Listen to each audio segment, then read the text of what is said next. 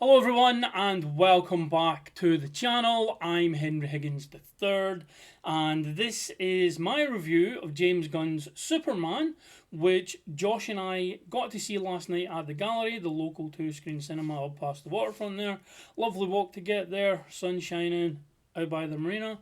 Now it's a spoiler-free review, so while there will be talk of scenes from the trailers, but not when they take place in the movie itself or any additional context not shown in the trailers. However, before we talk about the movie, we do need to have a brief moment to discuss how and why we got here.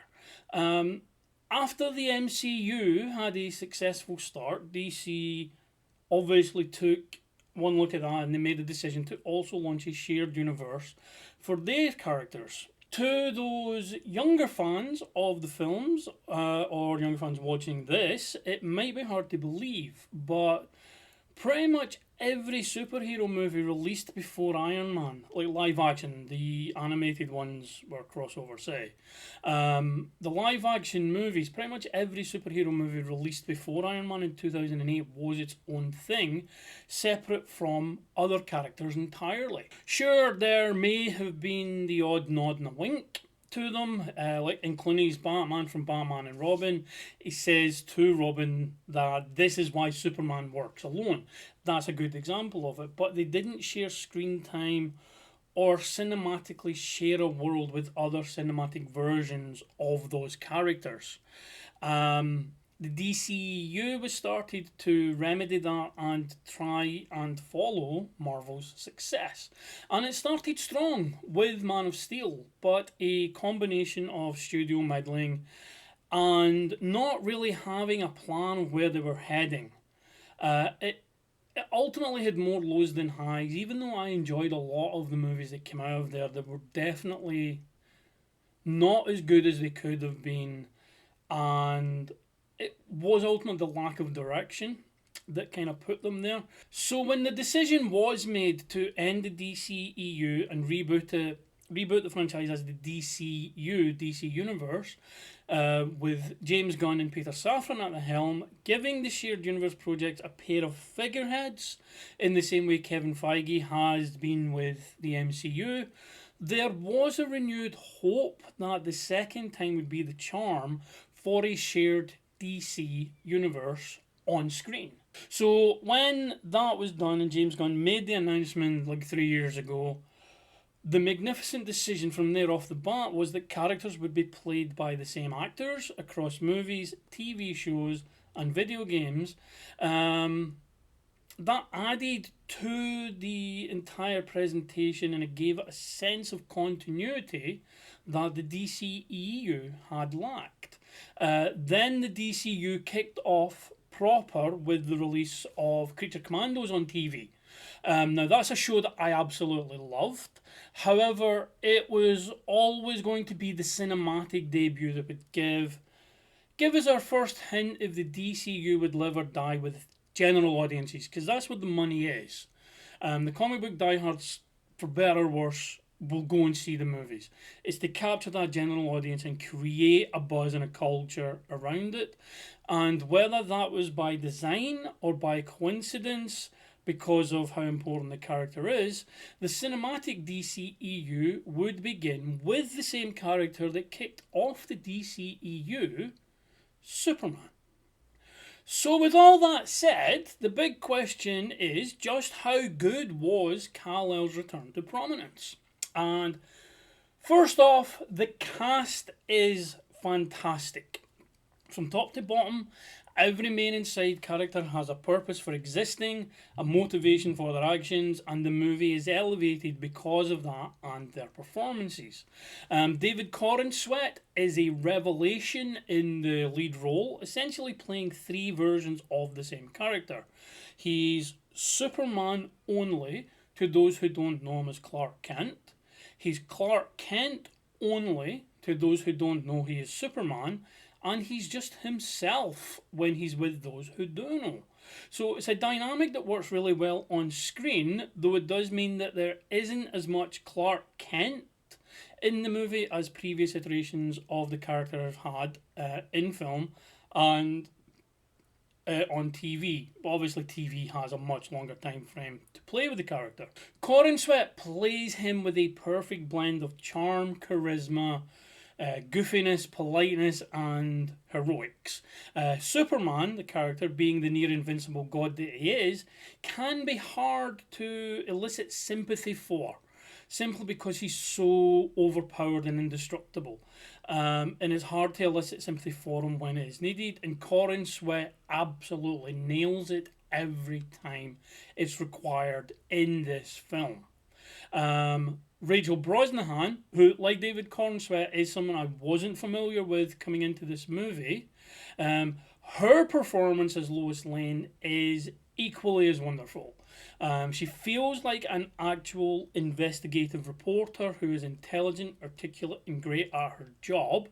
And more importantly for the movie, her chemistry with Corenswet is excellent.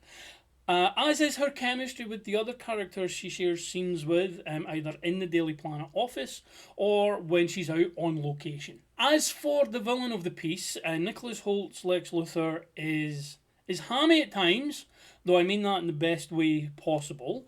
He chews the scenery and delivers his lines with such relish and venom. While the character's motivations, or at least what he says outwardly is his motivations, because Lex is a slippery son of a bitch after all, they don't quite hit the spot, but Hoult works miracles with what the script gives him, and I genuinely look forward to seeing more of what he does in future projects. The Justice Gang are also a lot of fun. Of the three, Hawkgirl gets the least to do, but what Isabela Merced does on screen and what she gets to do is still great fun. Nathan Fillion is Guy Gardner. He's Guy Gardner lifted straight from the pages of the comics, and how his Green Lantern powers are displayed had me grinning from ear to ear. Obviously, we've had a live Green Lantern before with Ryan Reynolds, and there was a brief Green Lantern in the Justice League prologue, but this is the first time we've had, for me, a proper Green Lantern on screen. Mr. Terrific. Then there's Mr. Terrific. Has there been a more aptly named character? He's played by Edi Gathegi, who's finally getting some redemption, and I've seen a lot of reviews saying the same thing, so this is a very universal take. He's getting some redemption for how they did Darwin dirty in X-Men First Class. For those who don't remember, Darwin's power is that he adapts to any situation to survive. He's essentially unkillable. And in X-Men First Class, to show how Shaw is powerful, they kill Darwin, the unkillable X-Man. The unkillable mutant. So they did him dirty there. This is Edi Gathegi's redemption. His scenes were awesome. I cannot emphasize that enough. Especially the one from the trailer with him and Lois at the military base. The trailer gives you some brief glimpses of that. The scene's a good bit longer. It's very reminiscent of the one-er that was done towards the end of Guardians of the Galaxy Volume 3 soundtrack to the Beastie Boys. This is a very similar feel to it. Zipping around, jumping around, and it's like done in one large. I mean, obviously it wasn't done in one take, but it's shot and shown as if it's one long continuous take, and it's absolutely fantastic. Rounding out the cast, Anthony Carrigan, who for me will always be Victor Zsasz from Gotham. He is a surprisingly touching Metamorpho. Wendell Pierce is Perry White, as I remember him from the comics. Skyler Gisondo is fun as Jimmy Olsen. He gets a little bit to do. Sara Sampaio is also wonderful as Eve Teschmacher. And I do apologise if I've mispronounced this, María Gabriela de Faría. She's enthralling as the engineer, Angela Spice. Rounding out the supporting cast, Mikaela Hoover. She looks absolutely stunning as Cat Grant, but really doesn't get a lot to do, unfortunately. which is a shame. Hopefully she'll be featured in more in the future. While the shared universe aspect of the DCU is covered by Frank Grillo reprising his role as Rick Flag Sr. from Creature Commandos. As I mentioned earlier in the video, James Gunn is casting the same people to play them in cartoon, live action and video games. So this is the first proper crossover. Amanda Waller technically, but she's never appeared in live action in the DCU yet. She was in Creature Commandos as well. Oh, and Ultraman. Ultraman is great, but I can't say who is under the hood. There's a lot of speculation on that, and I can't say who it is because I don't want to be sent to the bloody Phantom Zone. Hey buddy, eyes up here. And as you would expect, in a movie where metahumans are public knowledge and have been around for a long time, there are a few nice cameos to give us Easter egg hunters a nice feeling in our hearts when we see them on the screen. But what about the action, Henry? I hear you ask. Well, put it simply, the action in this is phenomenal. There's 3 major battles that stand out, with each of the heroes and the villains getting to show why they belong in the movie. And while it is obviously CGI heavy, it never feels like a CGI fest, which is a very hard thing to do. And there are no obvious moments where you get that awkward green screen feeling. Captain America Brave New World, the end scenes there, I'm talking to you specifically. Everything on screen feels tangible, looking and feeling like it exists in reality, when obviously it's fantastical and it never could. Case in point would be Crypto. Crypto is annoying, but he's meant to be annoying, and he's annoying in the best ways, in the right ways. He never feels like a CGI dog, and the kids are going to love it. I mean, adults are going to love it as well, but you could remember as well, a lot of these are kids, especially younger kids. This will be their first time seeing Superman on the big screen for a lot of them. This will be the first time seeing Crypto in live action. He's rarely been done in live action. I think Titans was the first that I seen him done properly in live action. He may have been in Smallville because everyone was in Smallville. But in this, he's excellent, and he's the worst good boy in all the best ways. One of the major fights in the movie does something I wasn't expecting, but I'm glad they put it in there, as it gives the viewers the perfect look at the goodness in Kal-El. The humanity that this non-human possesses, when his tactics for dealing with a threat are contrasted to other characters' tactics for dealing with the same threat, shows everyone watching, especially those where this is their first experience of Superman, shows everyone watching why he is special. And it's not his powers, it's not his alien origin, it is his compassion and willingness to do what is right over what is easy. So is Superman a perfect movie? It is not. There are minor issues here and there, mainly with comedic asides interjected at the wrong moments. No, I mean, when it works, but when it doesn't, it clangs hard. But none of them detract from the enjoyment of the film overall. It's just a little bit, sometimes it's a little bit cringe in the wrong way. But if you are looking for a fun time at the cinema with the comic book icon front and centre, this is the film for you. James Gunn delivers a bright and hopeful Superman, a maniacal Lex Luthor, a world populated by heroes and villains, meaning there's no need for multiple origin stories for established characters, and he can hit the ground running, or in the case of Superman, can hit the clouds flying. As an opening to the cinematic DCU, we couldn't have asked for a better start, and I am filled with excitement for what is to come from the studio. Man of Steel kicked off the DCEU strong, and my hope is that lessons that needed to be learned from what happened after that have been learned.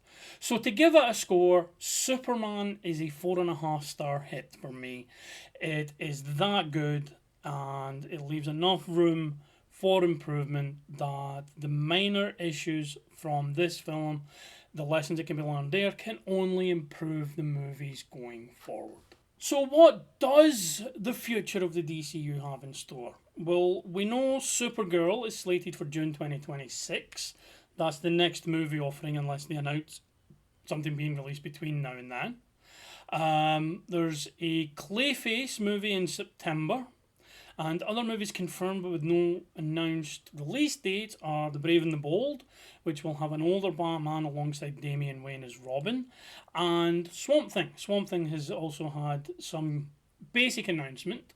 On the TV side, we have Peacemaker's second season in August of this year, with the show keeping most of the elements from the awesome first season as it crosses from the DCEU into the DCU. From what I've read and from comments from James Gunn, everything bar the Justice League cameo at the end of the final episode of Peacemaker is being carried over as canon, so only the cameo at the end is being excised. We also have Lanterns coming at some point in the first half of 2026, with that show focusing on Hal Jordan and Jon Stewart, played respectively by Kyle Chandler and Aaron Pierre. Guy Gardner, played by Nathan Fillion, is also expected to feature in that. Even maybe just a few cameos or a few scenes, but he's going to be in it. There's also expected to be a show simply called Waller, which will focus on Amanda Waller, played by Viola Davis, following the events of the first season of Peacemaker. And there's also going to be a second season of Creature Commandos, hinted at with the new team at the end of the first season. In addition to that, James Gunn has said he's working on a number of other scripts, including one that he explicitly said he cannot mention by name, as it would give other studios an idea to release a version of that character first. With Gunn co-running DC's movies and TV shows and video games, DC-owned characters would not be an issue for him, as other studios just couldn't use them without permission. This means that the specific script he's talking about must be a DC character that's based on an existing character in the public domain. Kind of like Marvel with Thor and Zeus and things like that. There's the Marvel versions, but those characters exist for everyone to use their own versions. So for that reason, I believe that it's going to be a story centered around the bride from Creature Commandos. Gunn has said, when he was talking about Creature Commandos, she was one of his favourite characters to write.